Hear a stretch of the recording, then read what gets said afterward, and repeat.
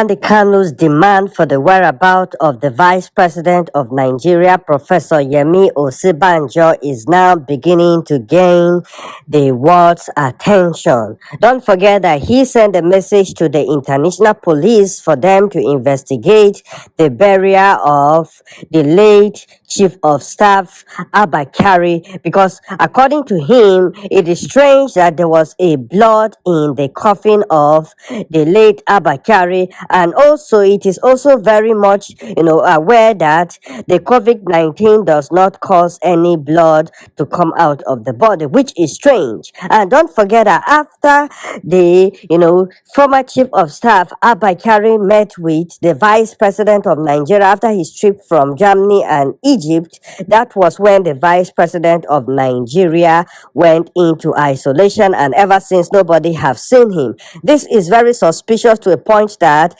the leader of the indigenous people of Biafra, Nnamdi Kanu, demanded for the whereabouts of the Vice President of Nigeria. All he asked for was a live broadcast so that we will know that this man is still in Aso Rock. But you see, the Aso Rock, staffs and all the crew and even the aides there are not forthcoming with any information. It looks like they don't want to talk about this issue. Okay, we have called on the presidency, which they have debunked this rumor that the vice president is in Aso Rock, and they have shown us videos and pictures, but we noted that they were all photoshopped, videos and pictures. So the question is that if the vice president is in Aso Rock, why is it that they are refusing to do a live broadcast with him so that we will be clear that he is still in Aso Rock? You see, when they accused Nnamdi Kanu of not being alive, don't forget that the self-proclaimed journalist Kim Ololoyo recently came out and said Nnamdi Kanu was no more alive.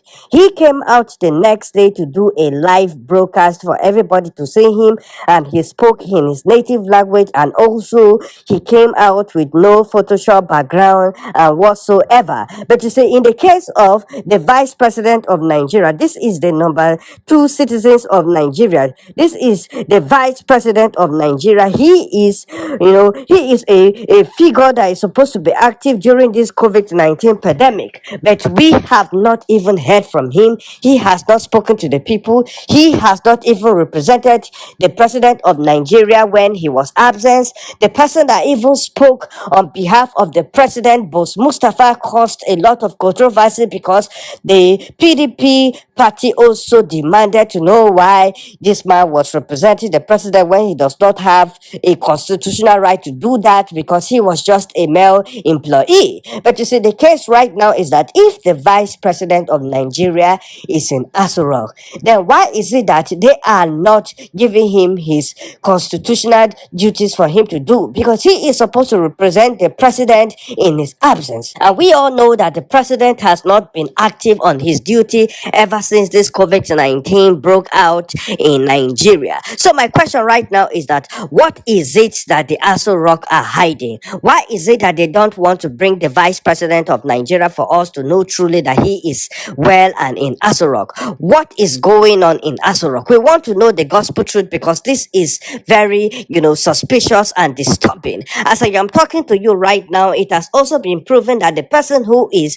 ruling this country is the First Lady of Nigeria in person of Aisha Buhari, which is not supposed to be the case, because this is a direct coup against the people. They did not elect this woman into office. The person they elected into office is supposed to take the duty and not hand over to somebody who is not elected into that position, to a point that she was even calling the top politicians in the country, the top political stakeholders in the country for a meeting concerning the insecurity of the issues going on in the southeast, where the Amajiri were being smuggled from the north to the southeast. This is not her duty, my brothers and sisters. This is exactly why Nnamdi Kanu calls this country a zoo, because we don't understand why they are not doing things in a democratic way. My brothers and sisters, you see, one thing that is making me very upset is for the fact that the Yoruba media has not even done anything to make sure that they change situation or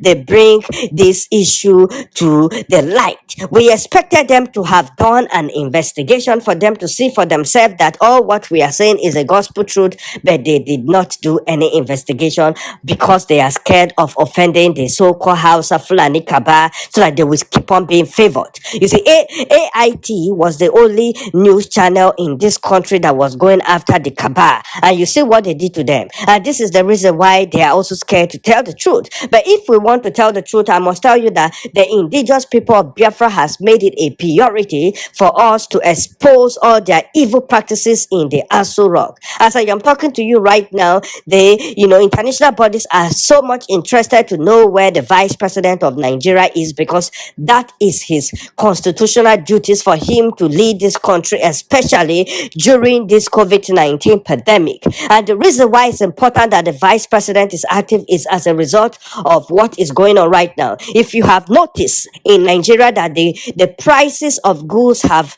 risen up, and the reason why it has risen up is because of the pandemic. And one thing I want everybody to understand is that we are heading towards another recession because the oil price, which is the number one revenue source for the country, has crashed. So if it has crashed now, we need a strong economical team to maintain things so that this country will have a balance and not head into recession.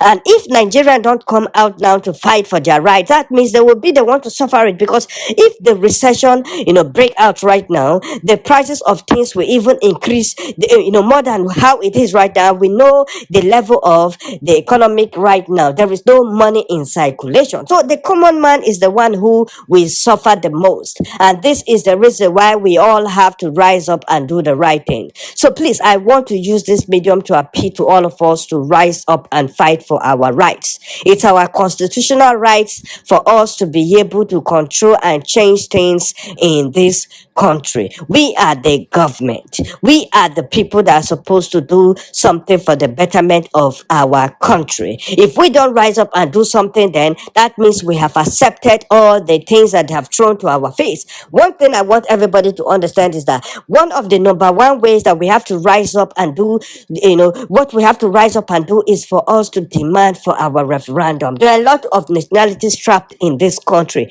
as a result of the evil dictator that is in Aso Rock. They are scared to come out and say the truth about how they are, suffering in this country. But we, the indigenous people of Biafra, cannot keep short. This is the reason why we are speaking actively against this evil government. You see, as of yesterday, you can see for yourself that even the Southeast governors and leaders decided to make a U-turn concerning the federal government's community policing because they realized that it was a fraud. If not, why is it that the Soko and Majuri are being smuggled into our region? You can see that the level of which Fulani herdsmen have been tripping into the Southeast have risen up rapidly. It has risen up because you see they hand over the security of our people into the hands of these Fulanis. What do you expect if you do something like this? We should be truthful to each other if we truly want to move forward as a country. You can see for yourself that the Fulanis have been causing confusion in Ebonyi State.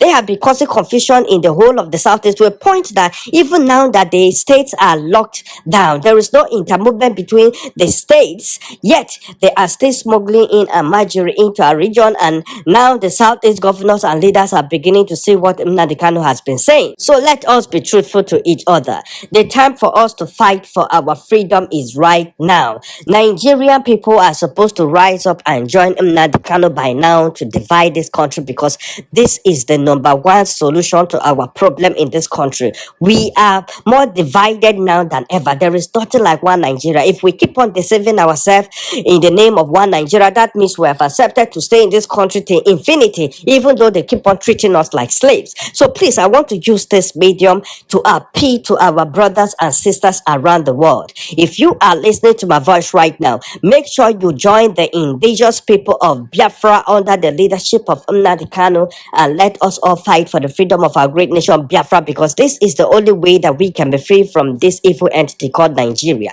You can see what is going on in this country. Everybody can testify to the fact that they have marginalized and treated us like slaves. We can't keep on being treated like slaves in this country without us having anything to say.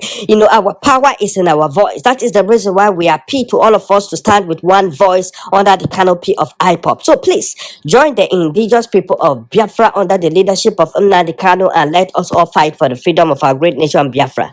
Thank you.